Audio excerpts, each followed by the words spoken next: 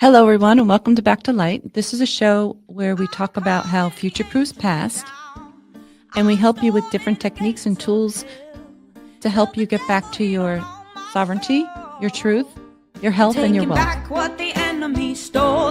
Trump won and you know it.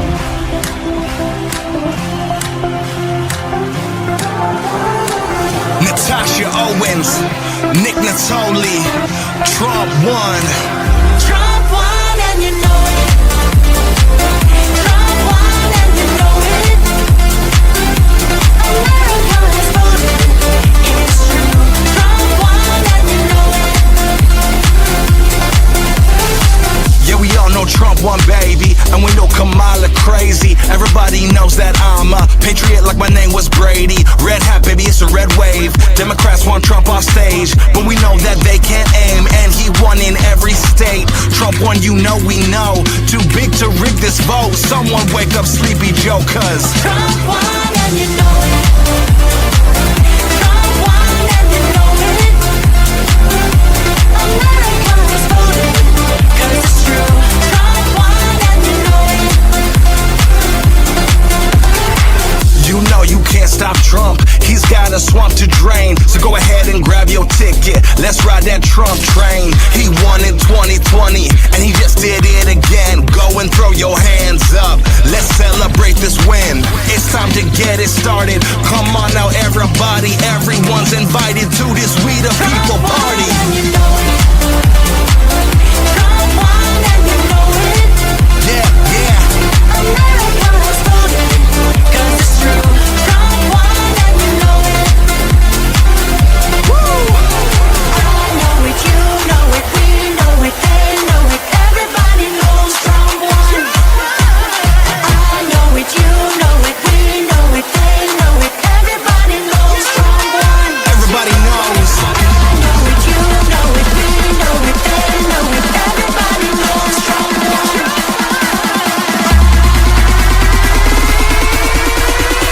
Yo, yo, yo, yo. Trump won and you know it. You know it, you know it. Trump won and you know it. If there's a lie, you're gonna do it. It's true. Trump won and you know it. Let's go, let's go. I know it, you know it, we know it, Yeah, they yeah, know it. yeah. Everybody knows Trump won. I know it, you know it, we know it, they know it. Everybody knows Trump won. I know it, you know it, we know it, they know it. Everybody knows Trump won. Good evening, everyone, and welcome to Back to Light.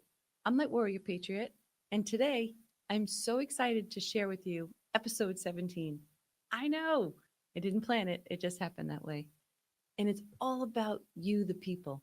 You see, for the last few months, I have been collecting your beautiful stories and collating them together, and the outreach was just immense. It warmed my heart to read your stories. It also made me laugh, some of them made me cry. And I just wanted to send my heartfelt thank you for being vulnerable and sharing with us. And also sending you lots of prayers and love that you can mend these relationships. It wasn't an easy time, but I feel that if we start to share our stories and start to be heard, and you can start to help people to see that you're not alone, they're not alone, and we have this beautiful community on Back to Light where we all share love and support. It was supposed to be a special for Thanksgiving, a way of giving thanks to you guys because, without you, like Mark says, we would just be sitting here talking to ourselves. And sometimes I am, but you're listening. So many people said they wanted to share theirs that we turned it into a series. So once a month, we're going to hear from you, the people. What's your awakening story? Where were you before you found out about this movement? What was your mindset like? Now, some people were brave and they sent me audio and some sent me video, but a lot of them were text. I'd like to share your story. All I would need is quick 5 to 10 minute video explaining where you were before you knew about the movement, right? What mindset were you in? What woke you up to the plan? And what did you do to overcome all the nonsense around you? And then lastly, how do we move forward from here? Because that's important. Everybody wants to focus on the past, right? How do we get here? We all know how we got here. How are we going to move forward from this? So by sharing your story, I feel it can help the community. For the following in the series, I just ask that we hear it in your voice because it's very different when it's my voice, right? So I just want to hear it from you, what you felt, and we can feel your emotion and we can feel your growth. And I'm so, so excited to share this with you. And like Q says, enjoy the show. Good morning, Patriot family. It's Friday the 17th. What a great number. Wanted to share a little bit about my awakening story. I actually woke up around 2020 during COVID. My daughter, she went to an event in Southern California. I think it was with Louis Herms and Lee Dundas. And she got into Telegram and Rumble early on then, and got me into it. And the first channel I landed on was Dave and Doug over on their former channel that they were in before they started News Treason. So I've been awake for about 5 years right now, and I've met a lot of people from all over the world. It's been great. I've been feeding the fish here. Let me give them a little more food. There you go.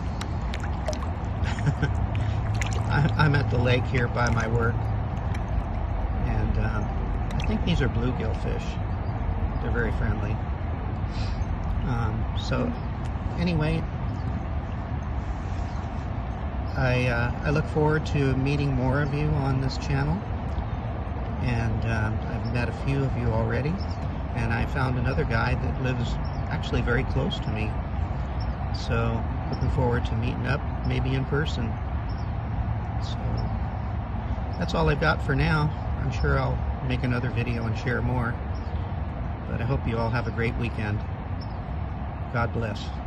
This is Steve signing off. So this is Eric's story. Hello all. I am Eric. I am outside of Chicago. I woke up in high school my freshman year. 9/11, I saw planes hit the tower on my first period class. Later that day, I heard about the Pentagon.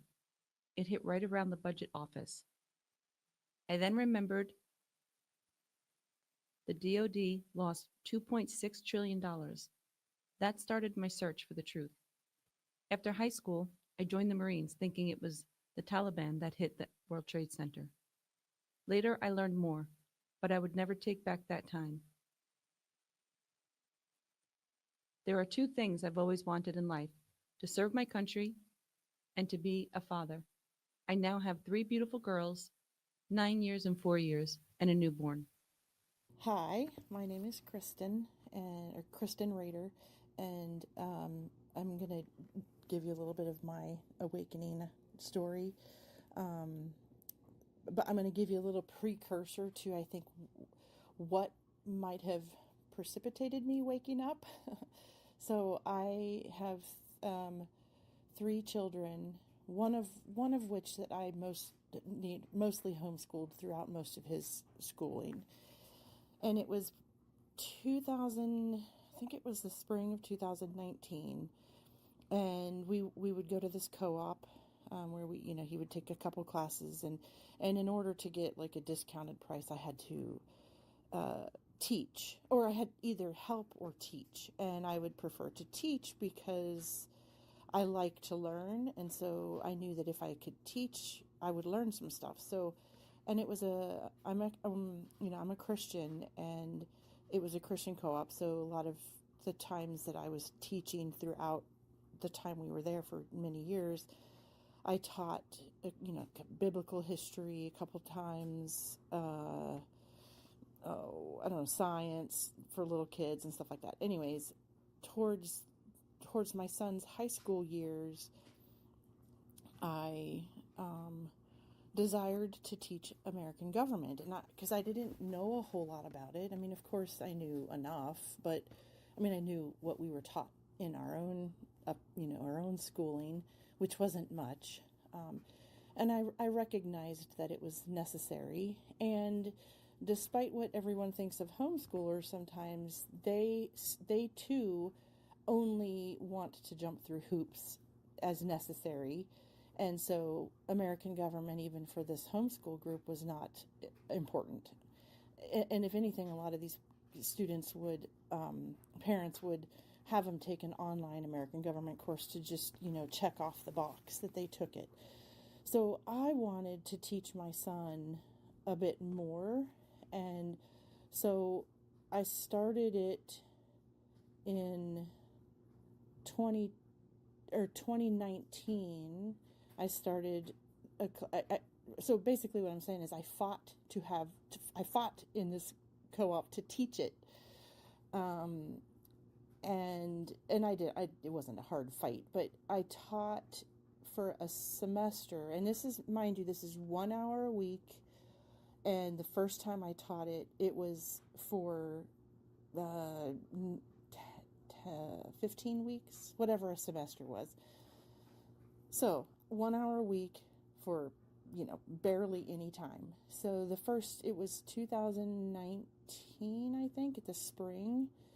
And I think that was prior to COVID.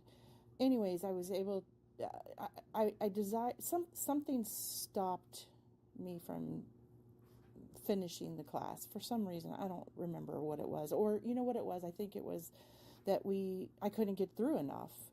And so I wanted my son to learn more. So this is where I kind of had a little bit of a fight on my hand, and I wanted to teach government for a full year. So, and I knew that the election was coming up.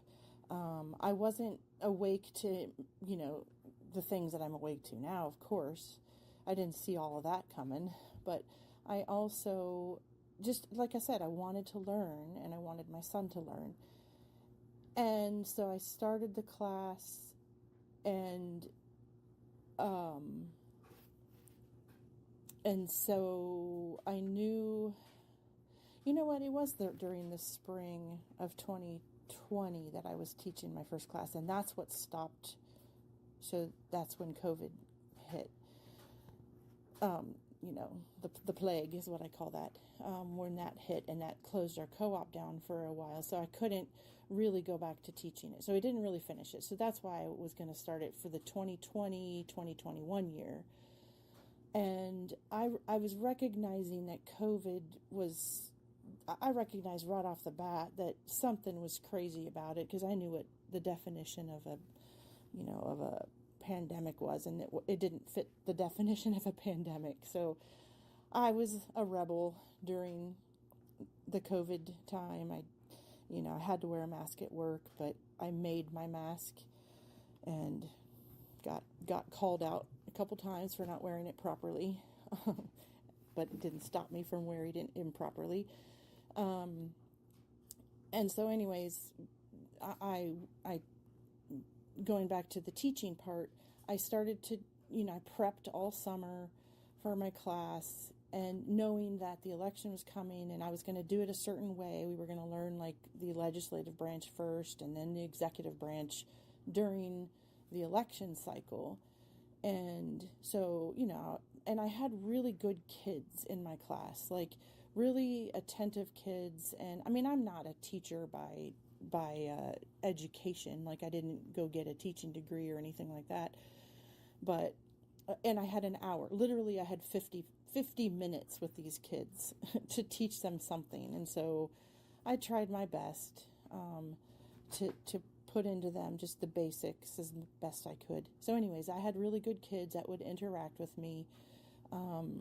And so it was just really good to teach I'm pretty sure I started with the legislative branch, got through it in time to go through the executive branch during the election cycle. And so it was really cool to kind of keep up with everything and teach them what was happening. And then I recognized, oh my gosh, there's so many things happening in this election cycle that are all of the anomalies that they, when you learn American government, there's like anomalous things that, they never happened, but everything was happening. And I'm like, wow, this is great. I can teach them all this. And so then, of course, and we had our co-op on Tuesday. So, of course, we were there on election day, and we had a mock election for the whole co-op, not just for my class. And my homework for them that day was to come back the next week with all of, with the electoral votes and stuff like that, just, to look at that stuff. And of course, by the next day, Wednesday, there was no finality to that. So even by the next Tuesday, we couldn't do that. So I started to recognize something was off. And so that started me on my awakening to the election fraud. So then the first thing from my memory, the first thing I watched was, because I'm in Pennsylvania, I'm in a little town called Honeybrook in southeast Pennsylvania. And I listened to Doug Mastriano. He was the senator, Pennsylvania senator, and he did his election, what did he call it? Integrity, or I don't know what it was called, but he did I think it was about 4 or 5 hours long. I listened to all of it, where he had, the hearing, and I was like, whoa, there's something going on. So that started my awakening, I guess, to election fraud. And then I started to get into like, am I supposed to get involved somewhere, whatever. And so, local politics, whatever, I attempted to, but it wasn't really where I was supposed to be. I didn't think. And so it just progressed, and I started to recognize that there was some biblical connotations to all of this. So my focus all along has been on the biblical part of everything, but I'm also following. So I eventually found Q, of course, and had to reconcile, the Q stuff with the Bible. And I'm not a Bible scholar, and I'm not a Bible thumper. I'm not I'm just a Christian who has not probably ever fully read through the Bible like I should have, but I was a church goer, and I knew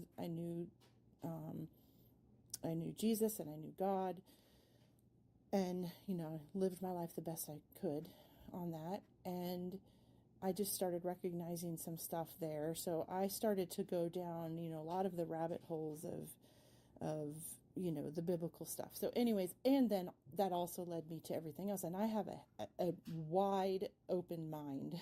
So I was able to hear all of the deep, dark, gross things and put it into, so I started recognizing that I was not a detail-oriented person like I thought. I was more of a 40,000 foot view person, and that I had a puzzle going on in my head. So all along in this past 5 years, I've just have this puzzle, or I have these, and it's literally a puzzle with no shape, but just puzzle pieces that I drop. I listen to all kinds of things. I mean, I've listened to all kinds of things, hours and hours and hours of things, and to make sense of it. And so, basically I am full on,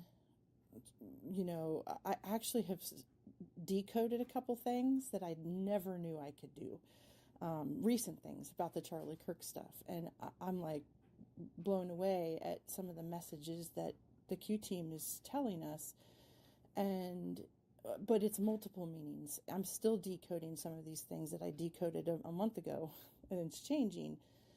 I never knew I could do that kind of stuff. But anyways, I'm recognizing some really, this is just a massive operation, this Q operation. And I'm just so grateful that I have been awake to see it, awake to understand it. I am surrounded in my family by non-awake people.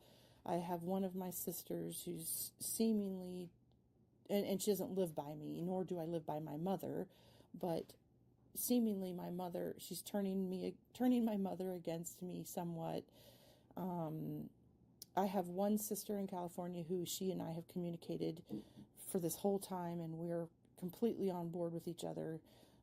We've helped each other through this. And so anyways, I am super grateful to have seen all of this and awakened to all of this, and it is the most fabulous time to be alive. I mean, it's been a roller coaster ride of emotion and some really, really deep valleys of despair at times where you're like, I don't even want to live in this world anymore. But that was prior to me deciding that Q is completely legit, and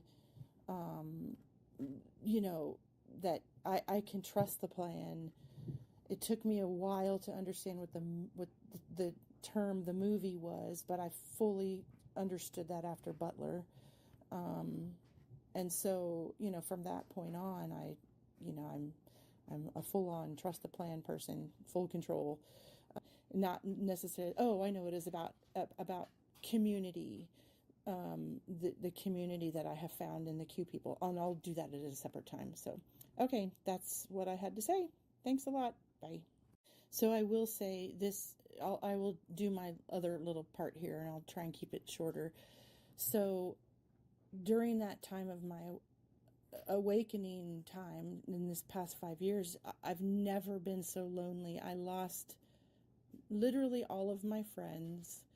I am repairing 2 of them, but it's not the same. One of them is awakening to things, and we can talk about things. She's open to what I have to say, but she's one of those types of people who wants everything in like 3 minutes flat. Give me all the details in 3 minutes flat. Well, I couldn't, of course, do that, so I stopped trying. But she'll ask me questions, and she's aware of what I know and stuff like that. So, but I lost my little bit of friends that I had.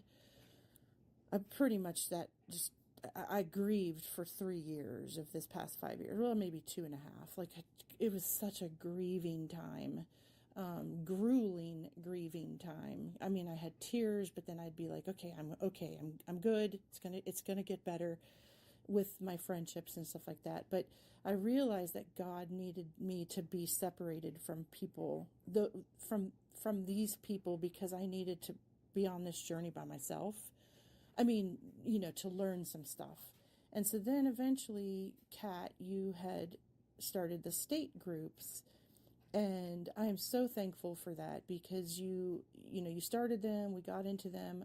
I met one person in it, in the Pennsylvania group, and then I think a few people started coming in, and then I said, you know what, I'm in this group because I need friends. And I recognized that many of them were in Southeast Pennsylvania that were in the Pennsylvania group, which was quite ironic.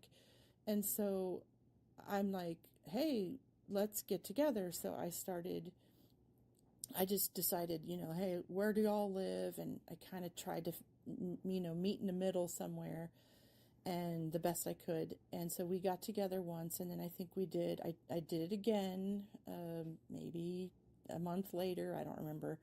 I think we did three dinners together, and then along the way, some of those people I got better with, or not better. I mean, I became a little closer friends with a couple of them, and so we would meet separately, and then within the big group, but like I said, 3 times, and it was big group meaning like 8 to 10. That's it. But that was good. It was fine. And then one of those people in the Pennsylvania group knew David Becker. And so then this friend invited 2 of us, at the time it was just a small group anyways, 2 of us to go to David's party in June. And so we got to go, and we met Dave and Rambo and celebrated Trump's birthday and stuff like that. And it was just such a blessing to be with people that you could talk to and on a deep level, and you didn't even really know them, but you just like, oh, well, you're a Q follower? Yes. And then you started to talk about that stuff. And so then I've been to all the parties in the summer there that David had, and it's just been great. And just the friendships, and I'm an introvert. I'm not a huge party person. It was hard for me to go to that party, but and even some of the subsequent parties, because I'm just an introvert by nature.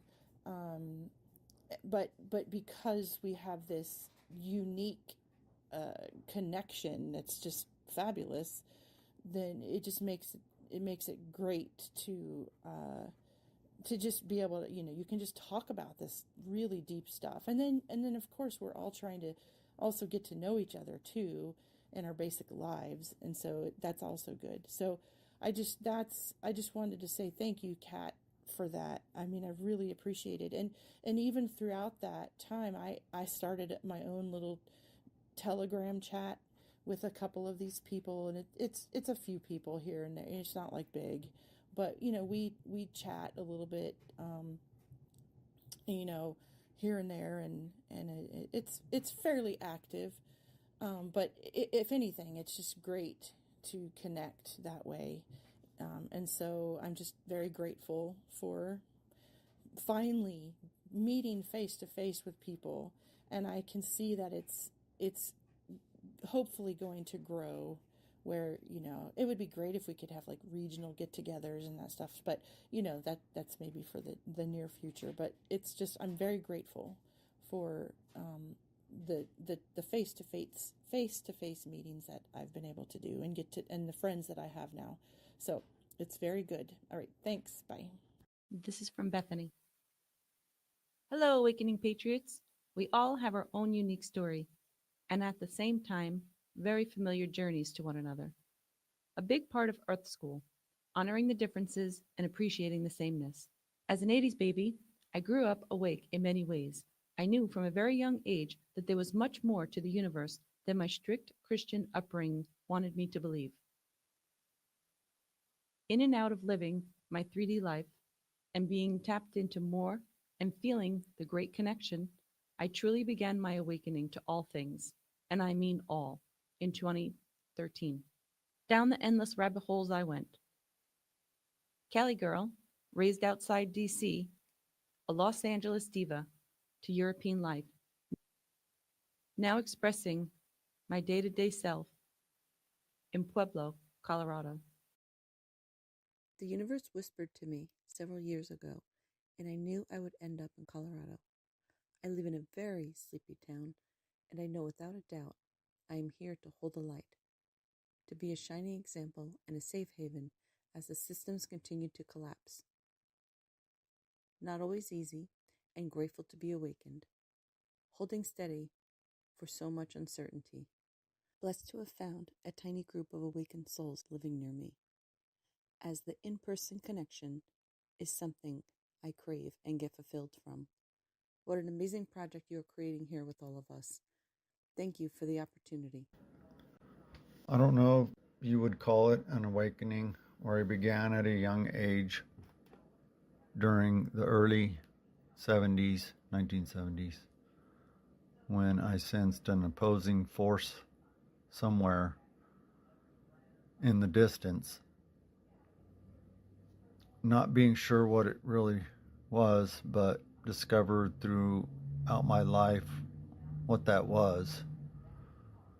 At the time I was thinking about America.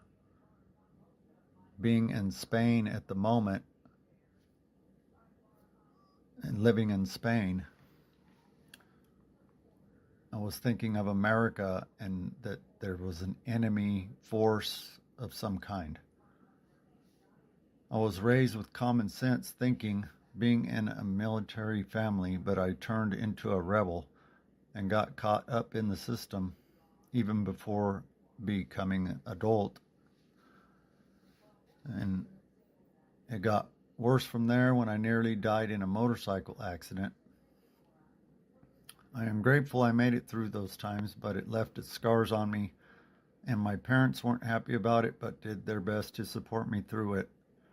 I finally was able to get in sync and cope with the flow of the matrix, which was not pleasant since what I had begun learning and then piecing together what the purpose and intent of those opposing forces was for humanity during the late 90s, early 2000s. Then from there is when it really began opening up to me just how dark and sinister the world was becoming. It felt weird about the Twin Towers when that happened, since a coworker and his mother had mentioned ahead of time that what they would do if they were terrorists would be to hit buildings with airplanes. Then it happened, and it felt surreal to me, so I kind of took it in stride until a few years later it wasn't adding up. After that, nothing was really adding up. I might say that when Donald Trump began running for president is when I began having some hope again. So I am not sure when the awakening part fits into all of it.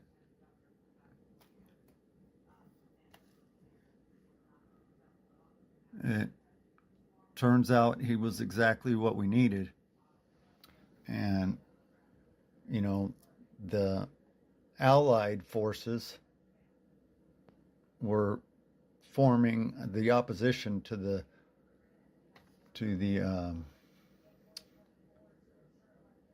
evil forces, or the opposing force that I sensed from being young.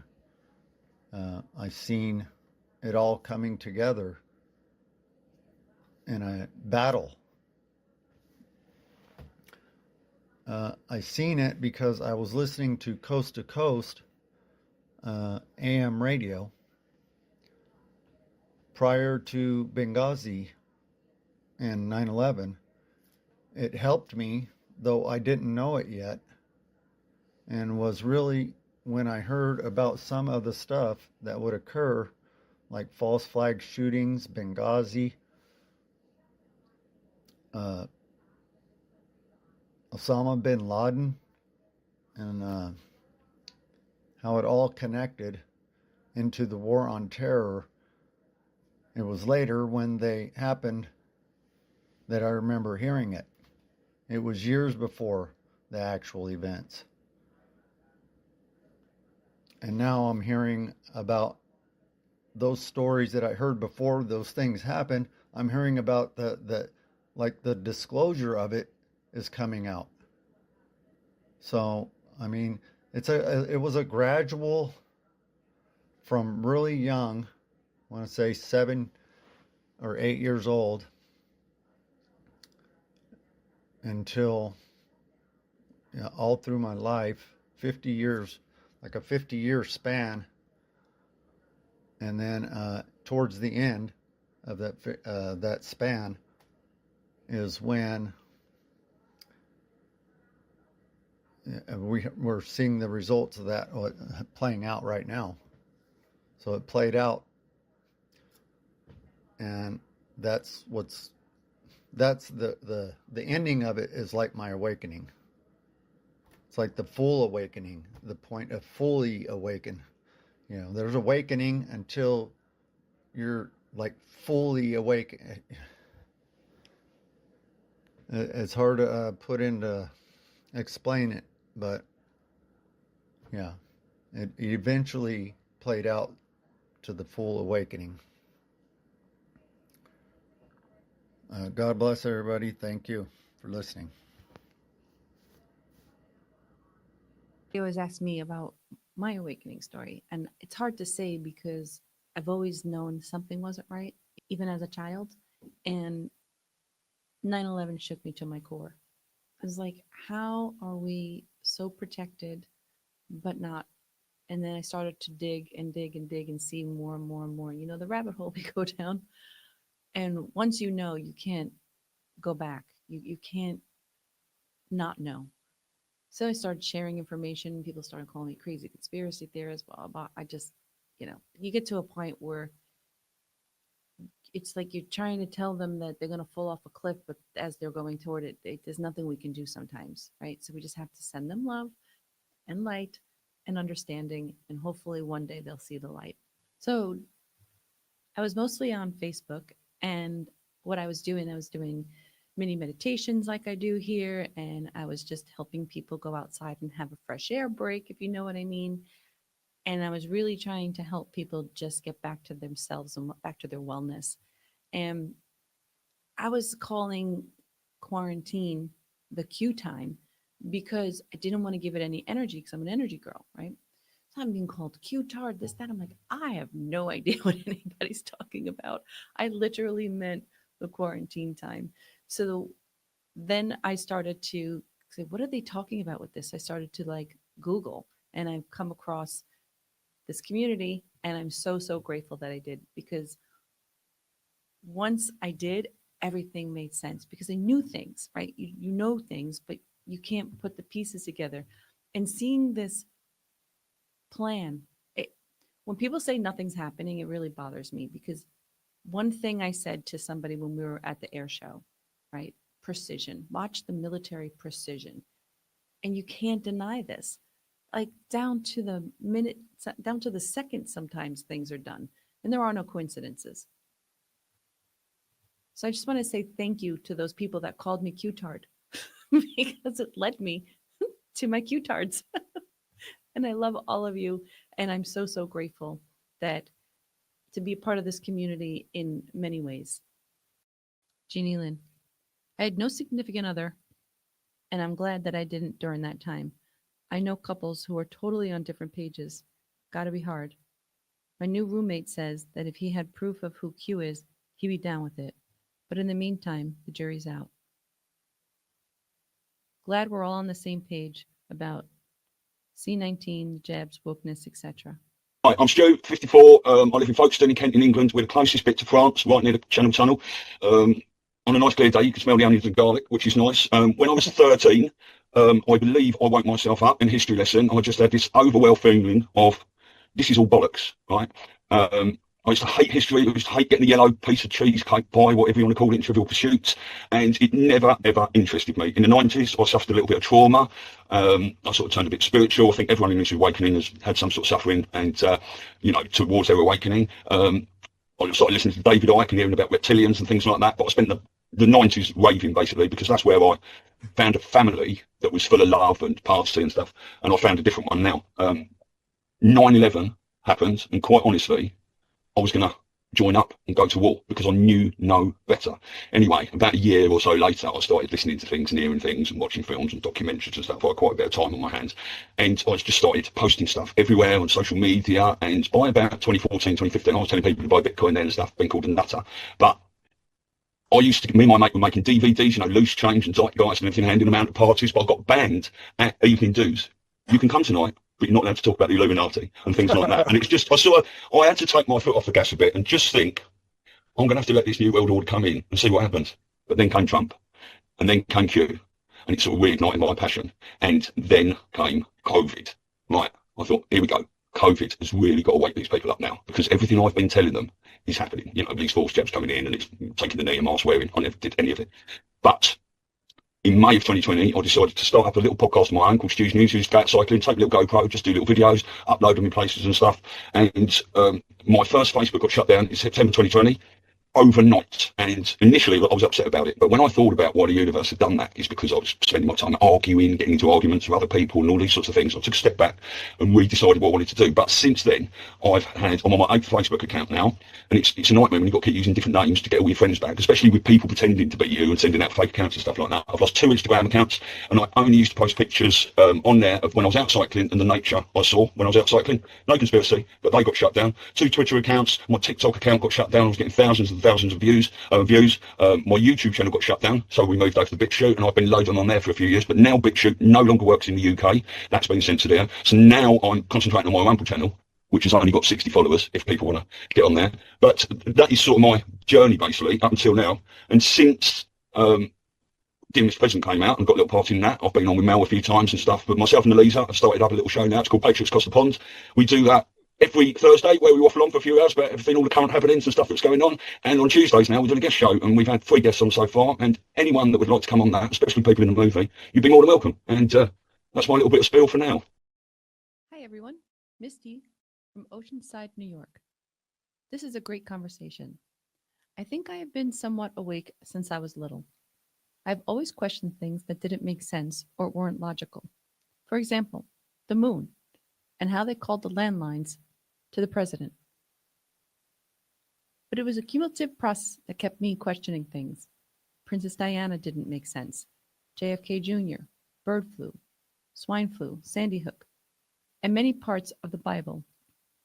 And as I watched 9/11 happen in front of all of my students from my classroom, I knew the whole narrative was garbage, and many more.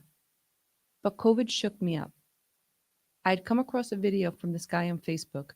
He was talking about Bill Gates and a book he spoke about, How to Lie with Statistics. It was when we just started COVID. I called BS the entire time, having learned about Agenda 2020 and obviously the climate hoax. As soon as I started seeing crisis actors and seeing ads on Craigslist for actors, the death counter on the TV grew. I knew what the plan was. I started seeing videos from Fall of the Cabal and others. Basically, it confirmed all the years of saying, this does not make sense. I began doing my own research big time. It was during that time I canceled cable and was done with the lies. I am for God, country, and family. This is NC Badass Vet. I was born in the 60s in a city in New York State, famous for people like Mark Twain, Ernie Davis, Tommy Hilfiger, and Judge Jeanine Pirro. My mother and my older sister moved back there from Florida after splitting up with my father, or should I say, the man I thought was my father, for over 40 years. We'll get to that later.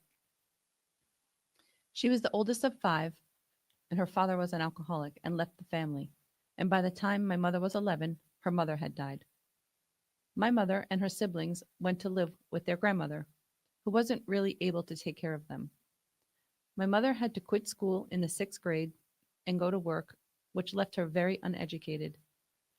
I know she met her husband in New York while he was on vacation and moved to Florida sometime after that, and they got married. She had my sisters 5 years before me. What I know about the 5 years before me is very little, except that my mother was not happy in the marriage and had married because she was pregnant with my sister. The husband married her even though my sister wasn't his, and this was never to be told. 5 years later, in 1965, my mother and sister moved back to New York. My mother was pregnant with me. Knowing that things were tough for my mother and knowing that she was not emotionally able to take care of my sister, her brother, his wife stepped in and took my sister so my mother could take care of her new baby, which was me. My understanding of the next 12 months was that my mother and I lived above a bar that she worked in, and that mother spent a lot of time there even when she wasn't working. So here is where the two sides of the story come in. My mother's side of the story. Apparently, she needed a babysitter, and her family were not willing to help. Apparently, they felt she needed to be more responsible. So from what my mother told me years ago, she was friends with this woman who I'll refer to as BG. BG offered to help her out. Then one day, BG just took me and apparently disappeared with me. But a few years later, showed back up, but refused to give me back. Remember when I said two sides of the story? BG's side is that my mother would leave me with whomever, and one day she asked my mother about me and how I was doing, and my mother told her if she was concerned about me that she could just take me. And that was when BG took me and kept me. My mother never objected to it. I don't remember a whole lot of my toddler years. I remember we seemed to move around a lot, and that BG worked for Olin Mills. I assume as a manager because she traveled quite a bit, and I stayed with a babysitter. I remember the babysitters named Rosemary and Carl, and they had a son named Carl Jr., who was a little younger than me. I remember Carl smelled like snuff all the time. I had my own special powdering room at their house, which I spent a lot of time in. I believe once I started school, BG stopped working at Olin Mills. I'm pretty sure we were on public assistance since I can't remember her working for a few years. I went to 3 different elementary schools. When I was 7, BG met a man we will call DG. DG moved in very quickly within a few months, then got married, then came a baby. Things were pretty much okay for a few years, but DG had been involved in a bad accident a few years before they got together and had lost a portion of his brain and had a steel plate in his head. So he was really never able to work. So BG went to work as an aide in a nursing home, which left me at home a lot with DG. We still did a lot of moving around. In the 6th grade, a girl in school came up to me and told me she knew who my real mother was. Now, at this time of my life, I didn't know anything about being given away. As soon as I told BG, we moved again. But not in the same city. We moved an hour away into the country, another new school, and lots of stress on the family dynamic. Lots of emotional abuse, physical and sexual abuse started to happen. By this time, another child had been born, and things were horrible at times. I remember being told what happens in our house is our business, and to remember things could be worse if I was taken away. My happiness came from going to school because I felt safe. I was not a great student, but very athletic, but was never allowed to participate, so I got into a little bit of trouble, but not enough to be classified as a bad child. But boy, you would have thought so, because I was always getting punished and spent most of this time grounded. When I say punishment, I mean abuse. I was physically abused by BG and DG. Not sure what happened, but the summer before my senior year, we moved again. By this time, it was out of state, to the state of Missouri, a little small town that we knew no one. So let's see. Senior year now in a new small town about 3 hours from St. Louis. What a big shock it was. Boy, did I feel out of place. The senior class was less than 50. And all of the kids in my class had been together since kindergarten. The good thing about this was that I only had to do half a day because I had most of my credits. So I went to school in the morning and I got my first tax-paying job at a Sonic, which I loved. DG still didn't work and BG went to work at a nursing home. We still received government assistance, and living in a small town, everyone knew. By this time, I was expected to give most of my paycheck to BG to help, and the rest was for things I needed for school. But I was fine with that, because it meant less time at home. In October of 1982, I met the man of my dreams, or so I thought. Young love can be very painful. I had just turned 17, and he was 20. I just got out of the military, and I was head over heels for him, and I will call him VS. VS was my knight in shining armor. I spent every free moment with him and lots of time with VS family. After a few months of spending all this time together, I was told by BG and DG that they had made a decision to put a limit on how much time I can spend with him. This crushed me. They couldn't stand seeing me happy or in love.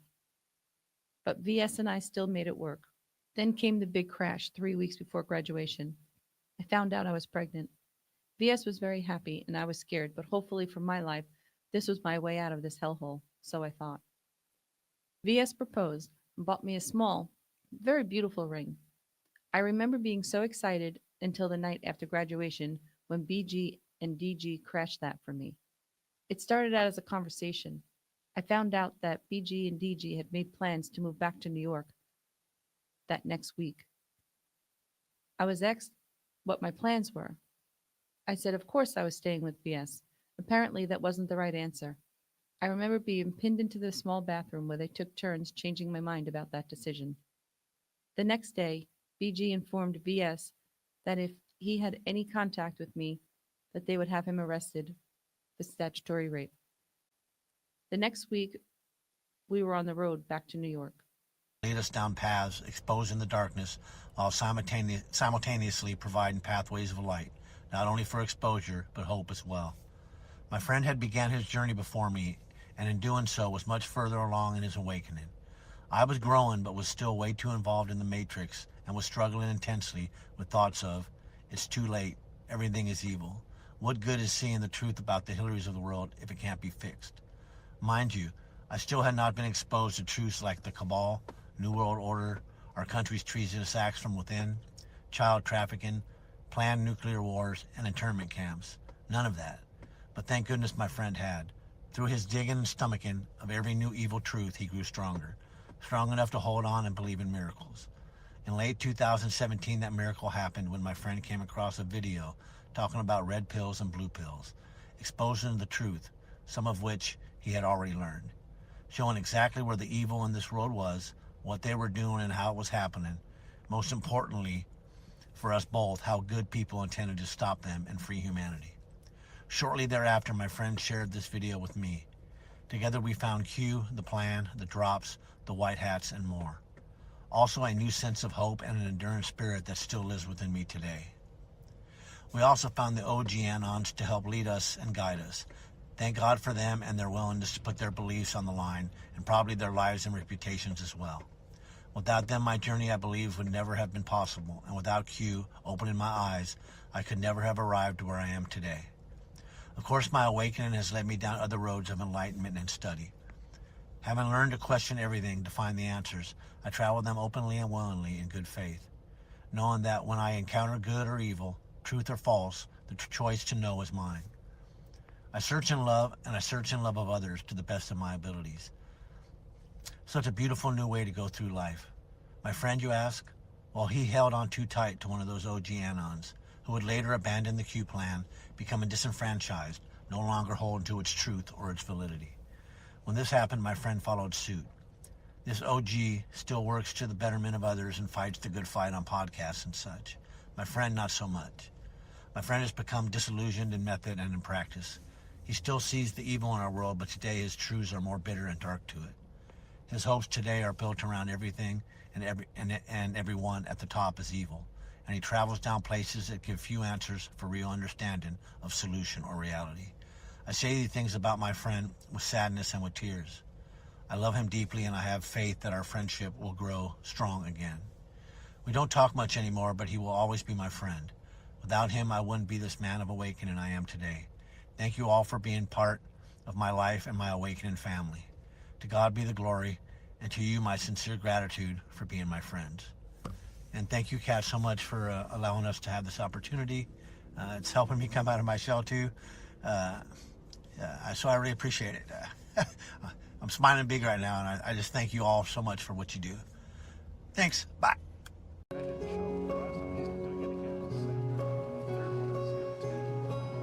Sometimes my life just don't make sense at all. When the mountains look so big and my faith just seems so small. Hold me, Jesus, 'cause I'm shaking like a leaf. You have been King of my glory. Won't you be my Prince of Peace?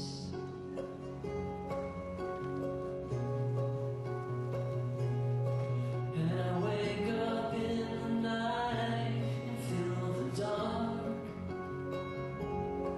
It's so hard inside my soul. I swear there must be blisters on my heart. So